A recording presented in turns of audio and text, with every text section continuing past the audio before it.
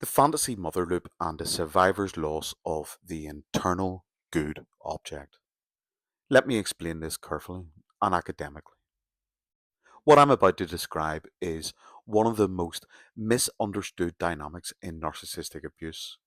It sits at the intersection of Sam Vaknin's work on shared fantasy, Andre Green's dead mother complex, and contemporary object relations theory.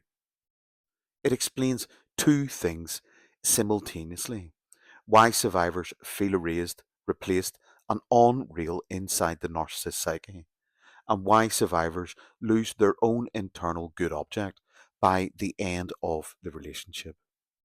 I'll walk you through this slowly, clearly, and academically, but in a way that remains accessible. The narcissist's internal world is built on absence.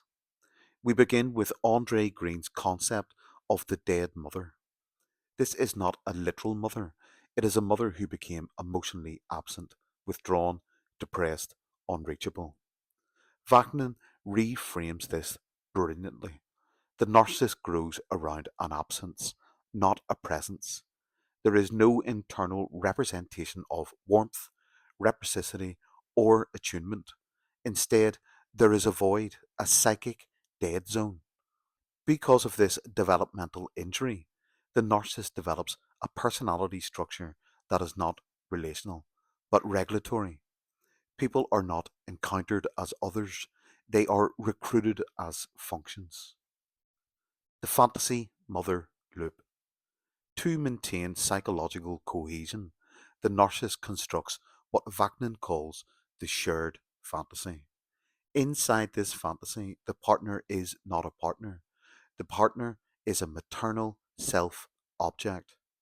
There are two versions of this internal mother figure: the idealized mother, perfect, doting, admiring, unconditionally affirming; the utility mother, stabilizing, regulating, soothing the narcissist's fluctuating internal states. The partner is forced into this loop. They are not relating to a person, they are relating to a fictional mother inside the narcissist's mind. And because the narcissist mistakes this internal fantasy for reality, the partner is experienced as part of the narcissist's own mind, not a separate individual. There is no separateness in the narcissistic psyche. The survivor's confusion. How can I be physically present yet not really exist? Survivors struggle with this paradox. They say, but I was there. We lived together. We connected. We shared a life. Yes, physically. But psychically, inside the narcissist, the survivor does not exist as a subject.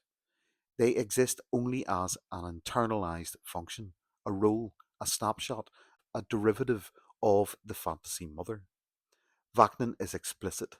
The narcissist cannot relate to a person, they relate to a representation. Because of this, the survivor's real qualities, real needs, real emotions, none of these are registered.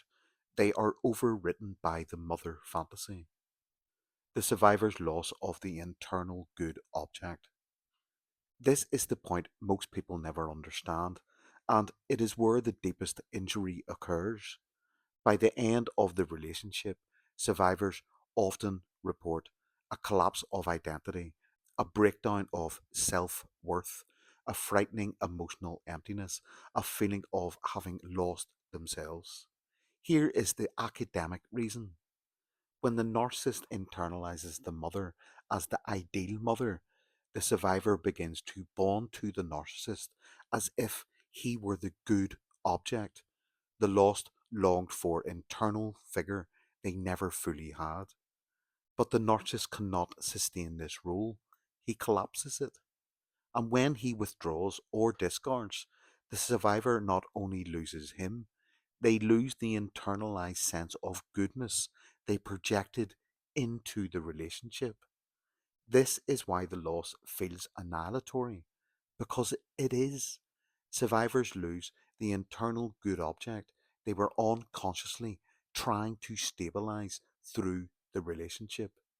This is not dependency, it is developmental hijacking, the double distance. No separation inside, no connection outside. And here is the cruel paradox. Inside the narcissist, we had no separateness. Outside the narcissist, we had no connection. Internally, we were nothing more than a function of their fantasy. Externally, they had no capacity for attachment to us as a real person. This combination creates the devastating psychological split survivors describe. Was I ever real? Did any of it matter? Was I the narcissist? How could I be so erased but so entangled at the same time?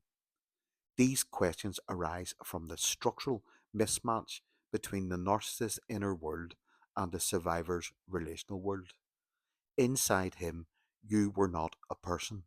Outside him, he was not present. When survivors finally understand this dynamic, the fantasy mother loop, the dead mother complex, the loss of the internal good object, and the illusion of psychic proximity, everything clicks into place. Not morally, not emotionally, structurally. And when survivors see the structure, they stop blaming themselves because the truth is simple. You were never seen, and therefore you could never have changed anything.